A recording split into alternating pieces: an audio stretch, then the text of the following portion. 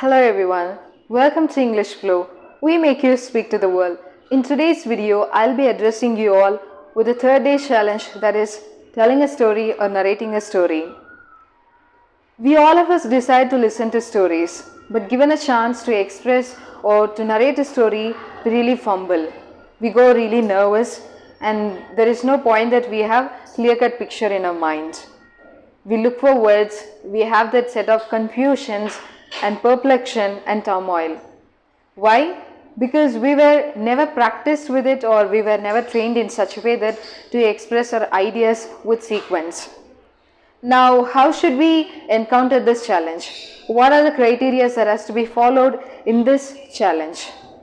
There are 3 parameters that you have to follow while considering to narrate a story. That is, first one, whenever you read a story, make sure that you learn the character's name. Second one is, you have to learn the sequence of the story.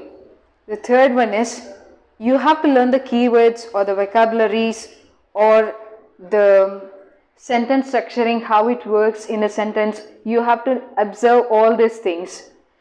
Before giving you a demo, I want to tell you one particular and specific thing. That is, whenever you want to narrate a story, whenever you want to express your ideas, don't try to imitate somebody as they have done it. Imitation is really good, but make sure that you don't try to memorize it. When trying to memorize it, you lose your confidence. And another one is, there is no point of connection with your emotions and feelings. Whenever you try to express things in your own words, it happens that you try to relate it so much. So you'll have smile because you're feeling it. When there is a point of feeling that is happening with you, you will try to give the same feelings to the other person also. In narrating a story, you have to create curiosity. You have to make the other person who is listening to you to travel along with your story. Even if you make a pause also, the person should think about it. What is the next? So that is how you have to create a story. You have to narrate a story. Don't try to copy others, because in terms of copying others, you will not know what is the sequence of it. And each one has different style of speaking, different style of toning their voice, different style of intonations, and they might have different set of words in the dictionary. You cannot copy them. So ultimately you will ruin your ideas and your uniqueness actually. So let's look into the story or look into the demo. The story goes like this. There was a young man who was a construction worker who was working under a construction of masjid or mosque. Now it happens that he was falling behind and he was late to get out of the masjid, and he realized that all of the other co-workers have left the masjid and he was left behind. Now while the construction work was getting completed, Princess had a request to Sultan. That is, I want to pray or recite prayer alone in the masjid. I want to be the first person to recite the prayer in the masjid. That was a request. So in order to fulfill a request, the Sultan said, okay, when all the other workers leave from the masjid, you can enter into the masjid and you can recite the prayer.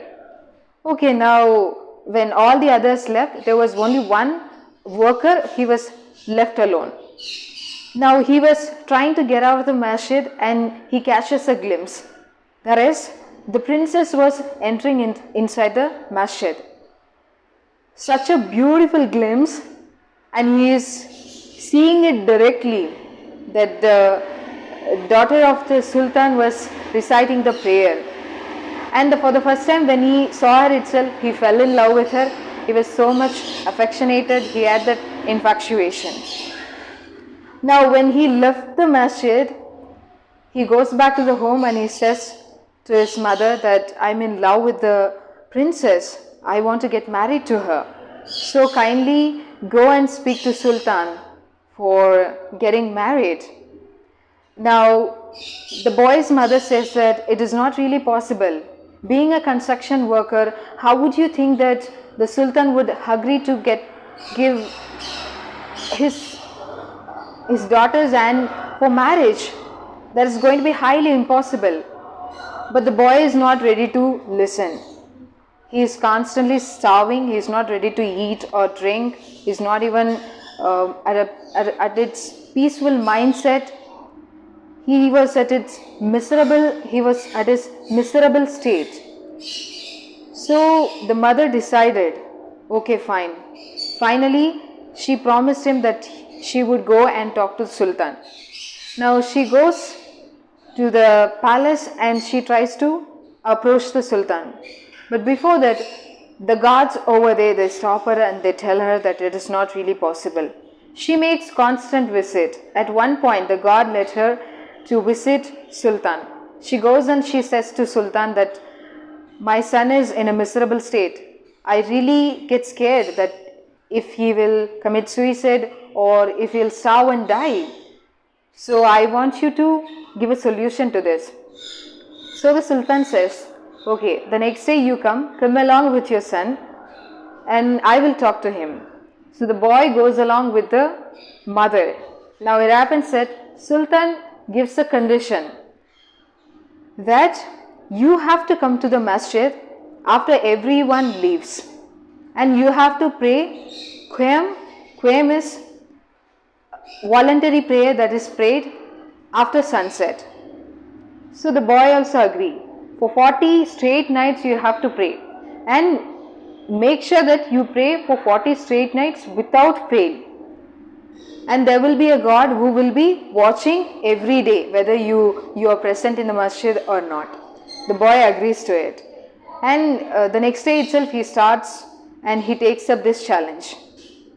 The first day he comes with so much of excitement. The second day he comes, the third day, fourth day, and he is crossing almost like 70 days.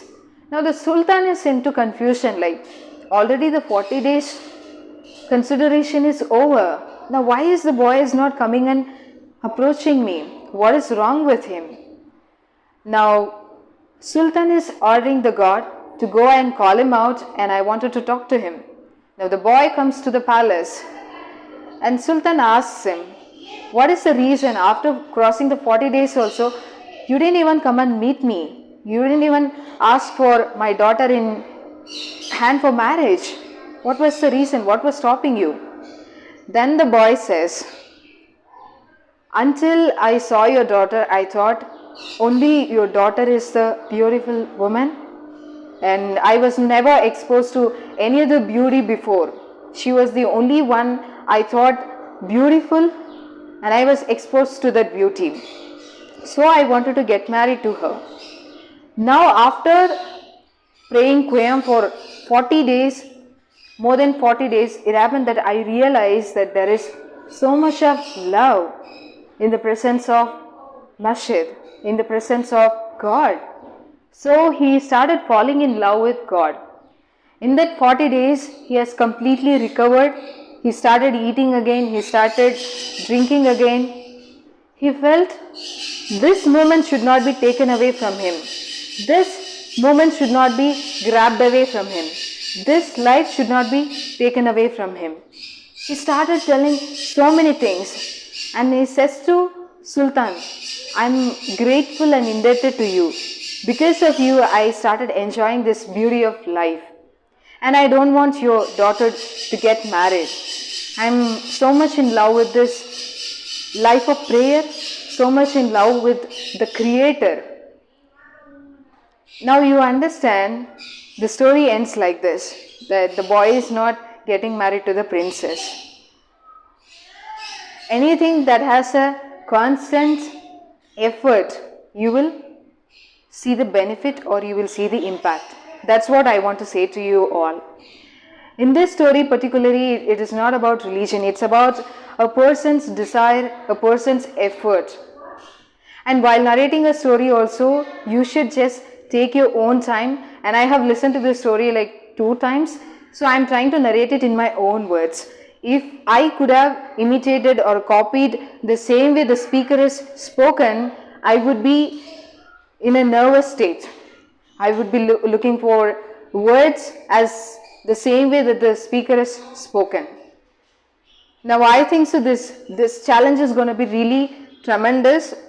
Please consider this challenge not only about stories. You can speak about anything about your daily routine or about your any unforgettable event, incredible experience that you have had in your life. You can talk about it. There is no restriction for learning English. It's up to you. How do you consider it? How do you just look at the challenge? And don't get distracted while reading a story or while narrating a story or while listening a story. You should pay undivided attention to it. If there is any other work, just do it and then get back to it. Because while reading a half story and going back and coming back and listening, that's not going to have effective impact. So I think so this video will be really helpful to you all. Specifically this challenge, one of my favorite challenges is I have done it many a times, that is like uncountable. I'll see you all in my tomorrow's challenge. Until then, this is Sonia signing off from you all. Bye bye, take care guys.